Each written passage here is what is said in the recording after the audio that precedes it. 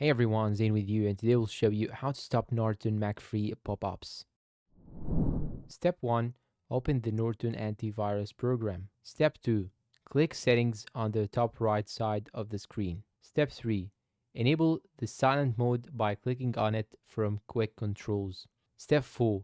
Select the duration and click OK. Step 5. Go to Administrative Settings, then turn off Report Card. Step 6.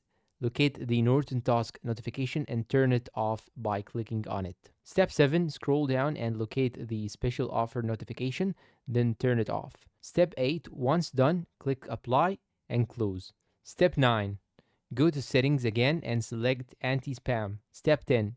Go to the Client Integration tab and ensure that the welcome screen is turned off. Step 11. Click back and select the Firewall, so go back to Settings, then choose Firewall. Step 12. Go to the Intrusion and Browser Protection tab and set the Download Insight notifications to Risks only.